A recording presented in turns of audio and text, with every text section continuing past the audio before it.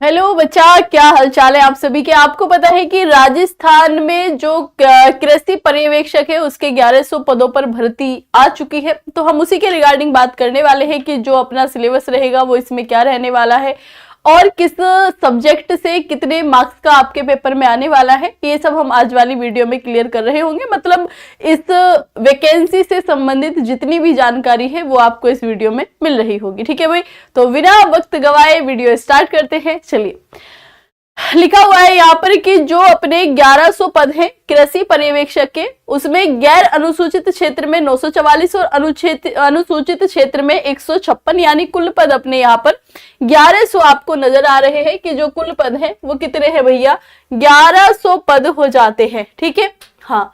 उसके अलावा अगर मैं बात करूं पात्रता एवं शैक्षणिक योग्यता की, मतलब आप इसमें कब आवेदन कर सकते हैं, तो इसमें लिखा गया है भारत में विधि द्वारा स्थापित किसी भी मान्यता प्राप्त विश्वविद्यालय से बीएससी कृषि, मतलब आपने एग्रीकल्चर में बीएससी की हो। ठीक है, बीएससी कृषि या बीएससी कृषि उद्यान ऑनर्स अथवा किसी मान्यता प्राप्त बोर्ड से 10वीं 12वीं तो कर ही रखी होगी, है ना। जब क्या बोलते हैं ग्रेजुएशन किया होगा तो जाहिर सी बात है उसके पहले 12वीं करके आए होंगे, है ना।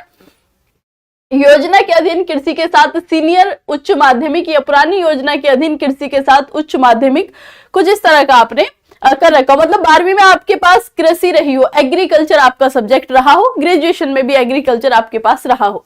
उसके अलावा देवनागरी लिपि में लिखी हिंदी, मतलब तुमको हिंदी आनी चाहिए। तो ये तो कोई इतना बड़ा विषय है नहीं, हिंदी तो तुमको सबको ही आती होगी। ठीक है भाई, चलो।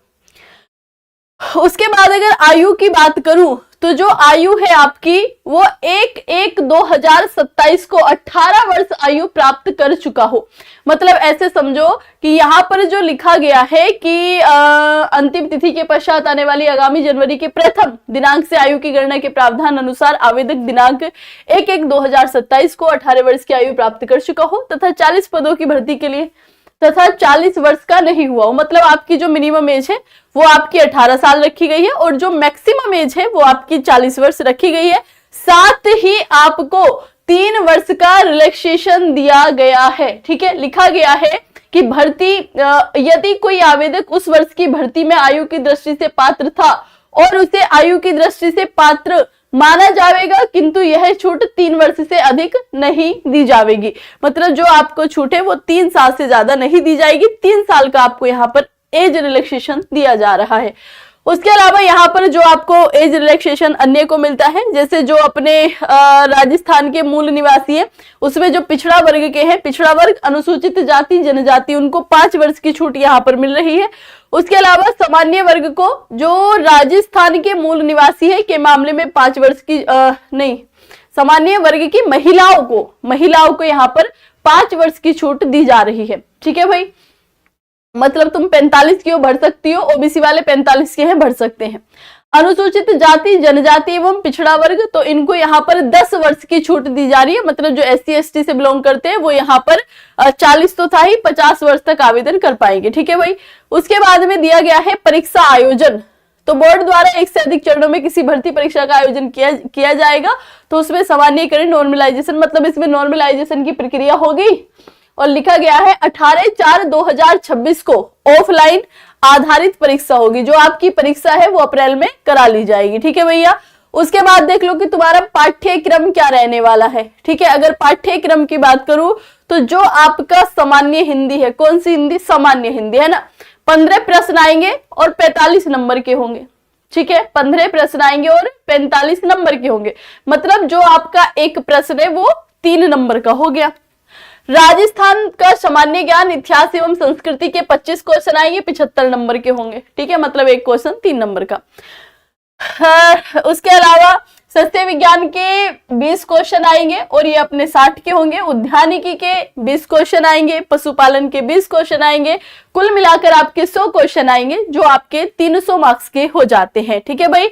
वैकल्पिक प्रकार का एक प्रश्न पत्र होगा, मतलब जो आपका पेपर होगा वो MCQs बेस्ड होगा। आप कह सकते हो कि वस्तुनिष्ठ प्रश्न आपके यहाँ पूछे जा रहे होंगे। प्रश्न पत्र में प्रश्नों की जो संख्या होगी वो 100 होगी। उसके अलावा प्रत्येक प्रश्न के लिए 3 नंबर आपको दिए जाएंगे। साथ ही जो आपका अधिकतम पूर्णांक है वो 300 होगा। आप देख ही चुके हो। प्रश्न पत्र की अवधि 2 घंटे की होगी। मतलब ये जो 100 प्रश्न है ये आपको 100 के 100 2 घंटे में कंप्लीट करने होंगे। ठीक है भैया। प्रत्येक गलत उत्तर के लिए 1/3 की निगेटिव मार्किंग होगी। अब बात को समझो, जैसे समझो आपने 2 प्रश्न किए, ठीक है, एक प्रश्न आपका सही था और एक प्रश्न आपका गलत था, तो जो सही वाले प्रश्न के आपको 3 नंबर मिलने थे, अब उनमें से उसका एक तिहाई भाग आप हटा दो, है ना, मतलब 1/3 पार्ट आप हटा दो, तो अब वहां पर आपको 2 नंबर मिल रहे होंगे। क्लियर है? मतलब अगर आपने एक क्वेश्चन सही किया, एक गलत किया, तो जो सही वाले क्वेश्चन के यहाँ पर आपको 3 नंबर दिए जा रहे हैं, उनमें से 1 नंबर काट लिया जाएगा, फिर आपको 2 नंबर सही वाले के दिए जाएंगे, यानी 1/3 की निगेटिव मार्किंग हो जाती है। पल्ले पड़ी बात भाई। चलिए, उसके बाद अगर मैं हिंदी के सिलेबस की बात करूं तो हिंदी का सिलेबस अपन देख लेते हैं।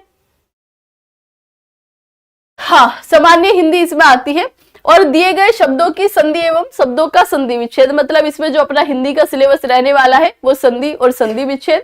उपसर्ग एवं प्रत्यय वो तो अपन कर ही लेंगे, तद्धित प्रत्यय होता है, कृदंत प्रत्यय होता है, बड़ा आसान सा है।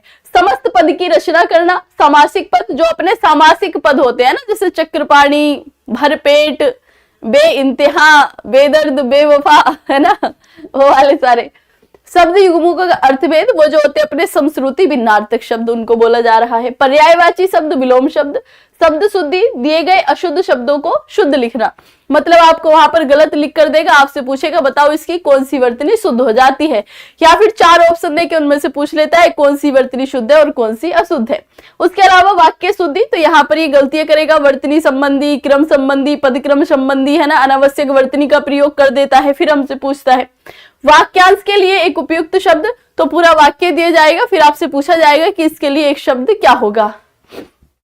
पारिभाषिक शब्दावली, प्रशासन से संबंधित अंग्रेजी शब्दों के समकक्ष हिंदी शब्द, मुहावरे, लोकोक्ति आपकी यहाँ पर पूछी जाएंगी। ठीक है भाई, तो ये अपनी भर्ती आ चुकी है और 1100 पद बहुत होते हैं, पेपर में भी ज्यादा टाइम नहीं है, आपका अप्रैल में पेपर कंडक्ट करा लिया जाएगा।